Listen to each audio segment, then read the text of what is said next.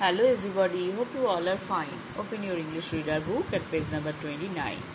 আমরা পড়েছি বাম্বলবি। আজকে আমরা তার এক্সারসাইজটা করব। নাম্বার 1-এ কি আছে দেখো, রাইট ট্রু অর ফলস। টি অথবা এফ লিখতে হবে। কোথায় লিখতে হবে? ট্রু মানে ঠিক আর ফলস মানে ভুল। কোথায় লিখবো আমরা? দেখো এখানে একটা করে বক্স দেওয়া আছে, প্রত্যেকটা সেন্টেন্সের শেষে এইখানে আমরা লিখবো। এটা আমাদের পড়ে দেখতে হবে ঠিক না ভুল। নাম্বারে কি আছে? The bee is in flowers. না, ওরা তো ঘাসে ছিল।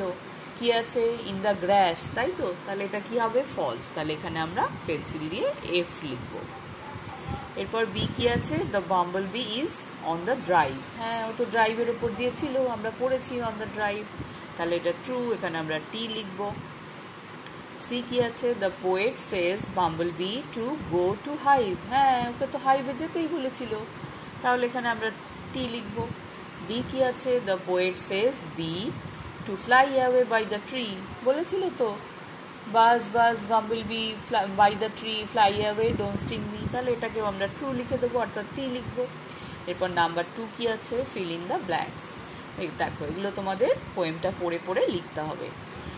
In the grass dash away let me pass, in the grass fly away, তাহলে এখানটা ফ্লাই লিখতে হবে। তারপর আছে fly away to your dash, কোথায় উড়ে যেতে বলেছিল? হাইভে, তাই তো? তাহলে HIV হাইভ লিখবো। সি কি আছে? You are dash funny, you are not funny, তাহলে এখানে আমরা নট লিখবো। মেক সাম হানি, তাই তো? তাহলে এখানে আমরা হানি লিখবো। Don't dash me, don't sting me. এইভাবে তোমরা কবিতাটা পড়ে পড়ে এগুলো লিখে ফেলবে পেন্সিল দিয়ে তোমাদের বইতে। নাম্বার 3 কি আছে? Multiple choice questions. Tick the correct option, অর্থাৎ এখানে তোমাদের অনেকগুলো অপশান দেওয়া আছে, যেটা সঠিক সেটা টিক দিতে হবে, আর তোমরা তার সাথে সেটা এখানে লিখেও দেবে পেন্সিল দিয়ে। দেখো একটা করে ব্ল্যাঙ্ক আছে, মানে লিখে দেবে। বাজ বাজ bumble be in the dash, ground glass tree. কোথায় ছিল? গ্রাস, তাই তো?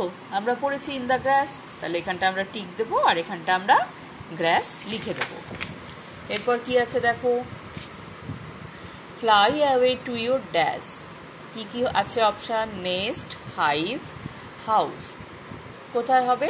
হাইভে যেতে বলেছিল, তাই তো? Fly away to your hive, তাহলে আমরা হাইভের পাশে টিক দেবো, এখানে আমরা হাইভ লিখবো। The poet wants to pass in, লেখক যেতে চান কিসের ভেতর দিয়ে? গ্রাস, গ্রাউন্ড, রিভার। আমরা পড়েছি যে উনি গ্রাসের ভেতর দিয়ে যেতে চান, তাই তো? কি লাইনটা ছিল? In the grass fly away let me pass, তার মানে উনি গ্রাসের ভেতর দিয়ে যেতে চান, তাহলে এখানে আমরা গ্রাসটা লিখবো আর এখানে গ্রাসের পাশে টিক দেবো। In the Bumblebee is the Bumblebee funny, Bumblebee কি মজার? ওই লোমস মৌমাছিগুলো কি মজার? মোটেও নয়, ওরা কামড়ে দিলে যথেষ্ট ব্যথা করে। তাহলে আমরা কি লিখবো? এখানে ইয়েস আর নো দুটো অপশান আছে, আমরা নো এর পাশে টিক দেবো, এখানে আমরা নো লিখেও দিতে পারি। The poet asks it not to dash him, তাহলে পোয়েট আস্কস ইট, ইট বলতে ওই বাম্বলবির কথা বলা হচ্ছে, তাকে বলেছেন, কি বলেছেন? কি না করতে?